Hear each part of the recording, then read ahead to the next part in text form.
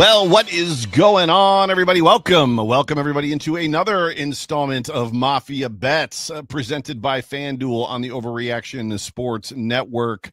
It is so good to have every single one of you, as this is a show, Mafia Bets, that we bring to you. It's a sports betting show where we talk about the Bills matchup and other matchups in the NFL this weekend, the ins, the outs, the whys, the why nots, who you want to bet, who you want to stay away from, all that good stuff. And we especially give you the hammer bet of the week, the one that you should jump on the most. But my name is Joe Miller. You can find me on Twitter at Joe Miller Wired, alongside my co-host, our sports betting professional, Daniel Frederick. You can find him on Twitter at Buffalo Freddy. It is so good to have every single one of you joining us. Please do us a favor. Please hit that like button. Please subscribe, whatever platform you are consuming this presentation on. Hit the like, hit the subscribe, tell a friend, especially this show. If you've got a group of text-like people in a text group that you're like sending like, oh, I bet this, I bet that, and you send like, bet you won and bet you lost at the end of the weekend. Those are the people you want to be in on this show with you, because Dan is picking winners week in and week out. Dan, how you doing? We're doing great. Been a little while since the Bills game, so we're ready for tomorrow for sure. We're also doing very well betting too, so that's a big bonus. Yep. Yeah, it's been a little too long. You like the mini buys. I love the Sunday setup where I don't have to do anything and I can just watch football all day long. It's stress-free. It's great. Even Monday. But yeah, you get to like the next Thursday, and after a while, you're like, I'm ready to see some Bills football. Unfortunately, this weekend is going to be a little bit of a Barney of a game, most likely. But last week, you did some great things. We did some great. I'm just going to say we, because like I'm in this show, even though I don't pick this. We talk a lot about it, and it's not just me, that's for sure. But you picked some winners last week, and where are we at? Not year to date, season to date? I don't know. How's it looking, Dan? How we doing? We're over 100% profit. So nice. We have if we started with $100 overall, we have $103.84 or 103 units that we've made profit as of today. I've actually already bet 30 units on Thursday Night Football, won them both. Great stuff. Nice. 70 more units are in play for this weekend, but it's tough. They don't put the lines out for Sunday Night Football in time for us to really do the show on Thursdays or even Fridays. Right. So, if there's something I really love on Thursday Night Football, like these bets we did right here, I'm going to do them, juice up the account a little bit. We hit them both. You'll see at the bottom here, actually, last week, we got killed by CeeDee Lamb across the board on parlays. I thought that I'm like, oh man, I'm going to be embarrassed here, but we got some money back. Anytime yeah, okay, you're going to say it. Go ahead. Yep. Anytime that you have a parlay or a straight bet, that if the parlay was winning and there was one issue with an injury, or your straight bet had an injury and it's usually in the first quarter or the first half, a good sports book like FanDuel is to their customers will at least negate or refund you the bet. And that happened here. We had a bunch of CeeDee Lamb kickbacks. We've got some credits to use. We'll use them however we please on this show. But starting on Thursday Night Football, I really thought that it was going to be a ground and pound game. It really was. Kenneth Walker, he's just been pretty solid. I thought the number of 13.5 carries was pretty low. And there's not usually on Thursday Night Football this in-depth game plan. They're not having exotic passing games in general. So that was something I really liked. And a talking point I want to have and something I want to educate our listeners on is first half bets. When you're betting football games, crazy things happen in the fourth quarter all the time. All the time. You could have a team that's way down, just airing it out, causes pick sixes. You need 2-point conversions. There's oftentimes a team could be 4th and 8, ready to kick a field goal at the 25-yard line, but they're down 13 points, so they don't take the field goal and they go for it because they need the touchdown, and then they miss it and there's 3 points off the board. Betting an entire game is harder for over and under than it is the first half of a game. So we took the under 23.5 points on Thursday Night Football. We hit it. We won. Combined for the first half. For the first half, yeah. Yep. And I don't think we would have hit the whole game either, which is interesting. But so we're 2 for 2, and we got what we think is probably a bunch more winners later on. Awesome. So this week, moving into this week, the Buffalo Bills host the New Orleans Saints. The line from FanDuel, I think right now is 15.5. It slid from 16.5 to 15.5, which is at 16.5 was the largest, I think, line of the season so far. There's been talk out there, which has been funny about the Bills because the Bills beat the Vikings Josh Allen's rookie year when they were 16.5-point dogs. But this is a little bit of a different situation. Do That we even line remember who was playing quarterback then for Minnesota? Because he certainly wasn't Josh Allen today. Cousins, if I'm not mistaken. But as far as the Bills game goes, that line is sliding, I think, a little bit just due to some precautionary injury type things. Some guys that there's some speculation starters that aren't going to play. We know, I believe Ed Oliver and Matt Milano are both out. I believe that was reported. Big Ed. Yep. And if I'm not mistaken, there's just some concerns around some other players that they might precautionarily sit down. I think Spencer Brown has a calf. Like there's just got. I think Vegas is feeling this game might be closer than we thought it would be. The Bills might not be precautionarily playing everybody like if they were going to play the Chiefs or the Ravens. But let's get into this week. What do you got for us? Let's start with the Bills game. What you got? Well, what you said went into a lot of what I bet. Good.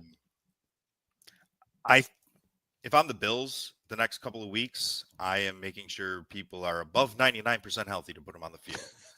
Right. It's all about the playoffs when you are consistently in them. Make sure your team is as healthy as possible. You don't need a full roster to beat this Saints team. I don't think so. So for this game, we got a couple bets that are pretty quarterback based. And we have taken James Cook, steady Eddie, every single week, right? He has made our Mafia Bets account some good money.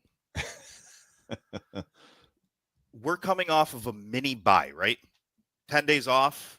Yes. I expect the Bills to self-assess. I expect them to pay attention to snap counts. I expect them to make sure everyone's 100% healthy.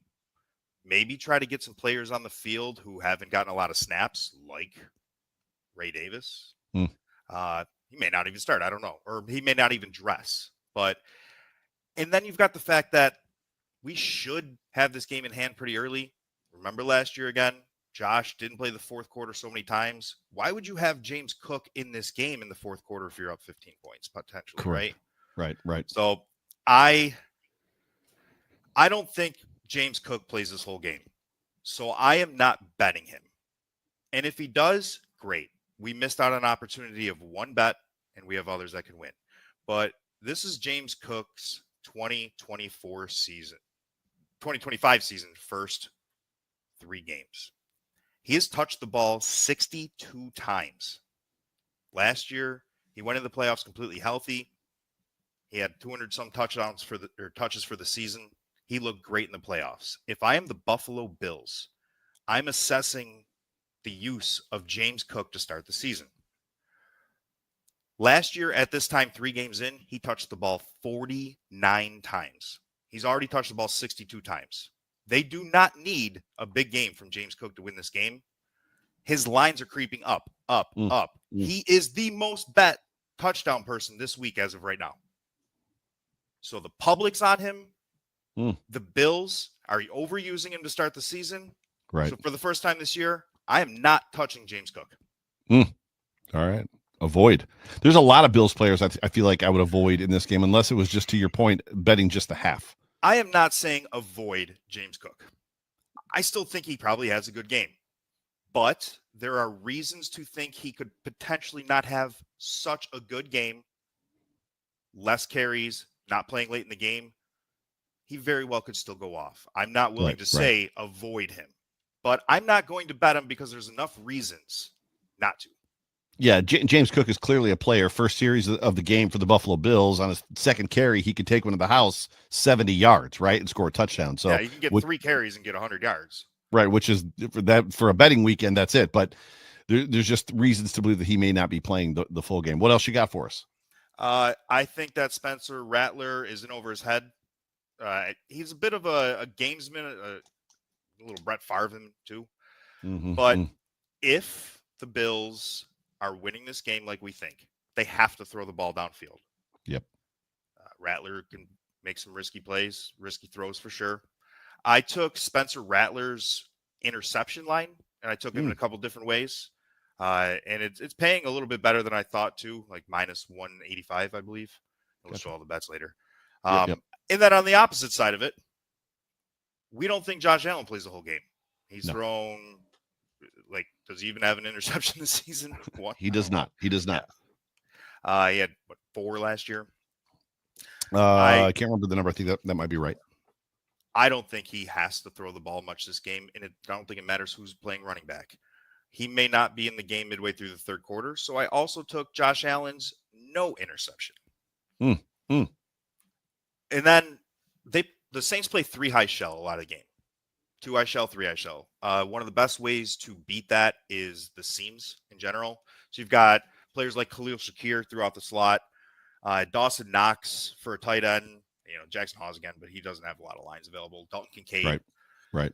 The lines for the Bills tight ends were very low, and I want to find good lines as well as have the potential to hit the number. So for Dalton Kincaid, his over-under is at 35 and a half right here. And then something that is just way too low for me not to touch. Like, I want this bet to smash and ladder it like crazy. Dawson Knox is at 10.5 yards. Wow. Like, if he gets one catch, he's over that. It feels like this is a second half Mitch Trubisky, Dawson Knox kind of game. Mitch Trubisky. I have searched high and low for any line on Mitch Trubisky. Like, if there was a sports book like FanDuel that had Mitch Trubisky for over under 1 pass completion, I'd have hammered it, because I think he plays in the game. I really do. I do too. So I took Bills tight ends over yardage. I took Dawson Knox a little bit above the 10.5 up to 25 yards for very good odds. And then I took Dalton Kincaid as well, 35.5. He's hit that almost every game this year. So, in considering the defense we're playing, that's why we took those. And then Dalton Kincaid, I laddered in our bets up to 50 yards for plus 198, basically 2 to 1 if he gets over 50 yards. Last week, we did pretty well on Dalton Kincaid as well. Personally, I had Dalton Kincaid for 2 touchdowns on Thursday Night Football. He should have had 3. He had 1 early. He dropped another. He got tackled on the 1-yard line. That one was a little heartbreaking, but we'll stick to just the yardage this week. Gotcha. Dan, you are, as I have been in the past, a person who has to hire people, and hiring people can be incredibly frustrating. It can be incredibly time consuming, just weeding through all of that stuff, waiting for the right candidates to apply, sorting through resumes, trying to get in touch with people. It's just not a great thing trying to hire people sometimes. Well, the future of hiring looks much brighter because ZipRecruiter's latest tools and features help speed up finding the right people for your roles, so you, Dan, save valuable time. And now you can try ZipRecruiter for free at ZipRecruiter.com/audio. Over 320,000 new resumes are added to ZipRecruiter monthly, which means you can go and reach more potential hires and fill those roles sooner. You can see a candidate you're really interested, or do you want to see a candidate that you're really interested in? You can unlock, man, I'm tongue-tied, their contact info instantly, which is great. And it's no wonder that ZipRecruiter is the #1 rated hiring site based on G2 at ZipRecruiter.com/audio.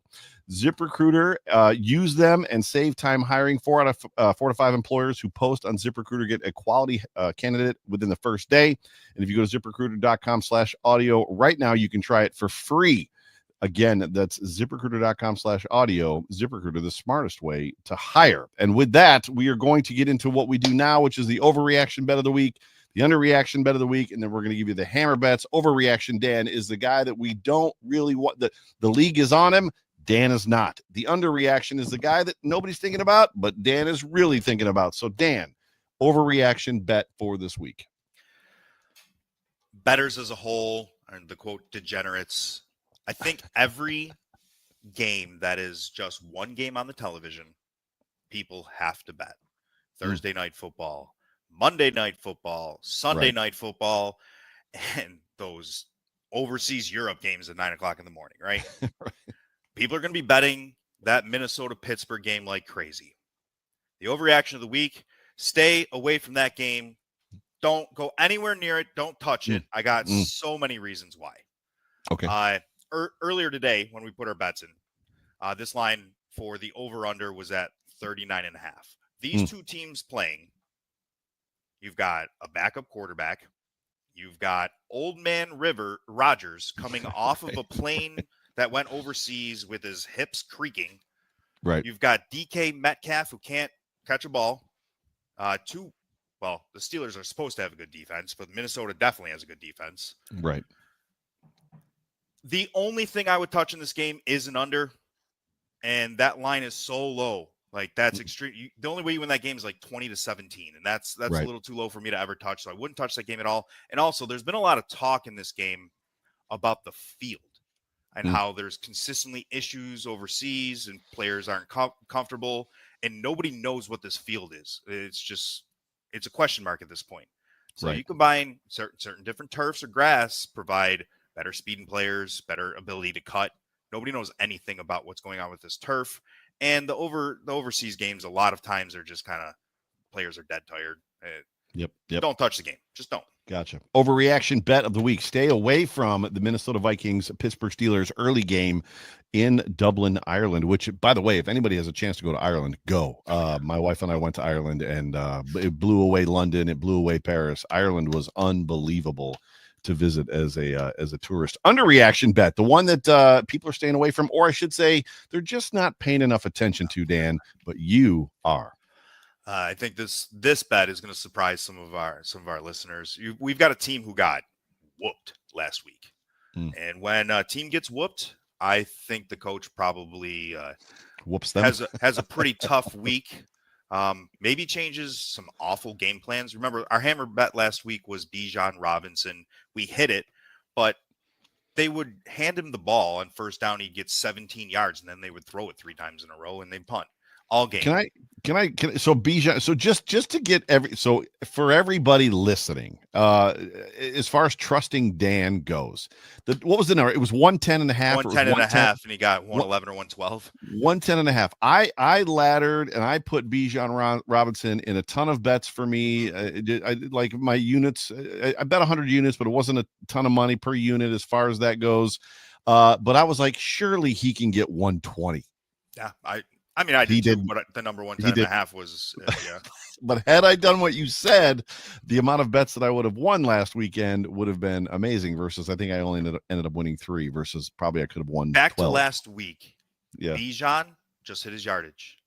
Yeah, Jonathan Taylor, he just hit his yardage. Anything above, because they were all a little bit higher, 108, 110.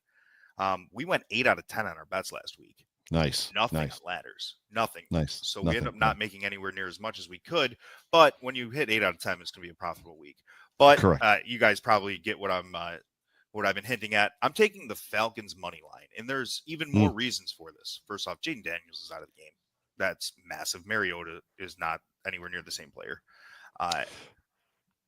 I like to follow the money, especially what happens like Thursday to Friday. How lines change tells you things. So the Commanders were favorites in this game. Now it's like minus 120, minus 124 for the Falcons. The Falcons are playing at home in a dome off of a butt whooping. And the Commanders were favorites in this game.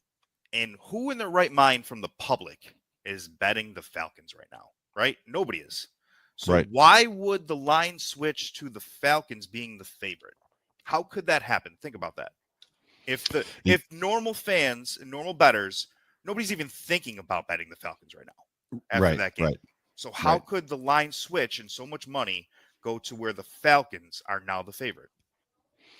All the big hedge funds, all the heavy bettors, the people really in the know are taking the Falcons. So So Dan is so that is your underreaction bet of the week, and then hammer bet of the week.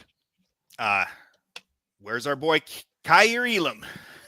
I'm following him everywhere he goes. There's a lot of reasons for that. I'm hammering Green Bay minus 6.5. Also their money line, and I'm also going to hammer all their wide receivers. But just my hammer bet is minus 6.5 Green Bay. But I'm taking many things from that Gotcha. game. I don't think Dallas could cover anything. Their defense is awful. Again, another team that, how many people lost money because of that Green Bay game versus Right. Browns? Right. Tough game. They're going to come back. They're going to really want to put the hammer down. So you've got Romeo Dubes, Wicks. I really like Golden on a ladder because think about how this game would go. Golden's only catching 2-3 passes a week, but most of them are way down the field. Kyrie Elam cannot cover anyone down the field. So his line's 40.5. If he catches 2 passes, he might have 80 yards. So I would take his over under, but then on a ladder, I'm going to go way above. I'm going to go to 70 or 90 yards, hoping that he just really has a game to where we make real money. Right. And CeeDee Lamb, of course, got injured last week. You've got the Micah Parsons situation. I think just all of it leans towards Green Bay. And I think Green Bay is a much better football team. I would agree. Dallas. Even with losing to the Browns, I think they're Browns are surprises people, and I really hope in that division the Browns do something because the Baltimore Ravens have a much harder schedule than we do in a much harder division. Yes, they do. Absolutely. Speaking of CeeDee Lamb, we have a free roll of 8 units on CeeDee Lamb from last week for because he got injured so early in the game. What do you want to do with that, Joe? I'm leaving that up to you completely. We could put it on anything you want. We can leave it for another week. We could put something on social media, let them pick one of our picks for it. I have no idea. I haven't thought about it. I left it for everyone else. Let's put something out on social media for next week. Now that we've announced it to everybody that we've got it, let's put something out for next week. You can put something together, maybe for the Monday night game. Monday night football. That's what I was actually just thinking. There's 2 Monday night games. I can come up with a bunch between now and then. Yeah, and then we can let the fans pick as far as that goes. The overreaction fans pick. They're 0 for 1. They crushed me week 2. But and then other bets before we get out of here. Other bets that you love this weekend. The Baltimore Ravens, and I really want to discuss this game and how this affects. I am in playoff mode from the word go as far as the Buffalo Bills start.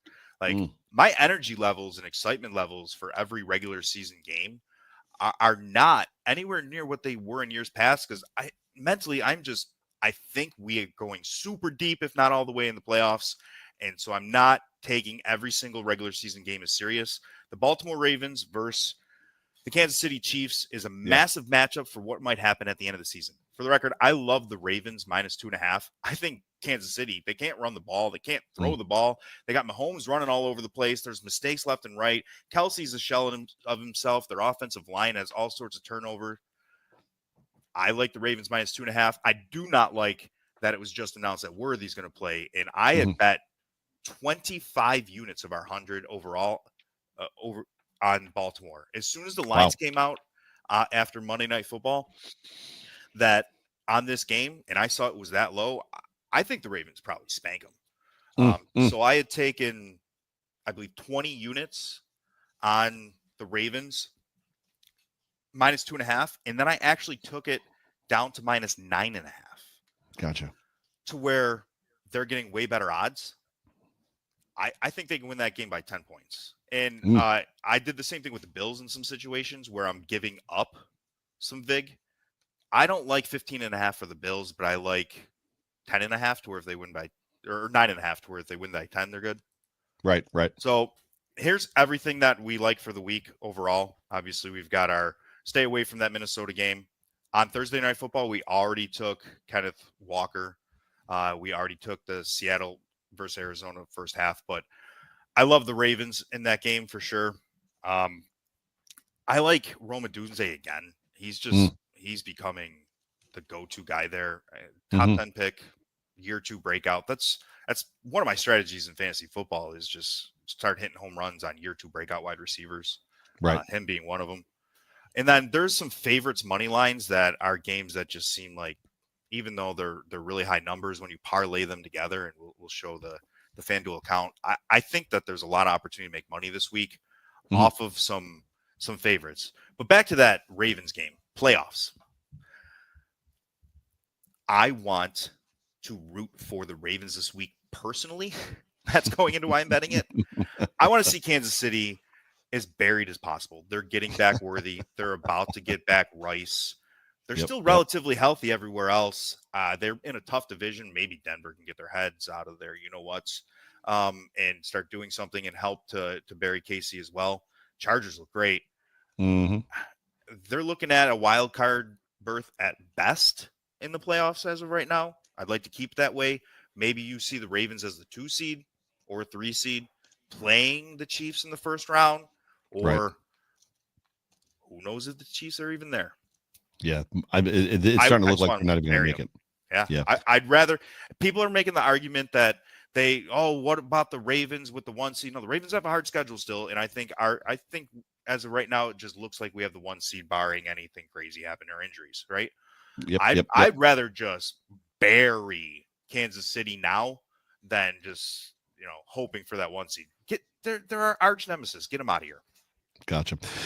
Getting a little bit long in the show here, so you've got some bets that you want to show us, as far as just to show us the bets that you put in, if I'm not mistaken. Absolutely. Let's do that. Let's go to my bets. So we took a couple parlays at the end, the last things that I added in to get a little bit more in there. I do actually like Hunter Henry this week as well. He's been getting a lot of targets from Drake May. Again, Falcons money line. A couple of these parlays here. So I laddered Dawson Knox a little bit, and I started parlay like every wide receiver I could that had to do with Green Bay. I parlayed with a little bit here and there. Again, I parlayed them with Roma Dunze. This is what I'm talking about as far as the favorites. So you can get plus 190 if you just take every game that frankly looks like a team is a monster favorite. The Bills, the Chargers, the Rams, the Packers. Last week, the Packers lost to the Browns, so anything can happen. But if I'm getting 2-1 odds on basically everybody who's good winning their games, okay. Same thing here where I put Detroit in there and then I took Detroit out basically because they're playing Cleveland, who keeps surprising us. Spencer Rattler with his interceptions with Green Bay, who's the hammer. Josh Allen, no interception with the hammer.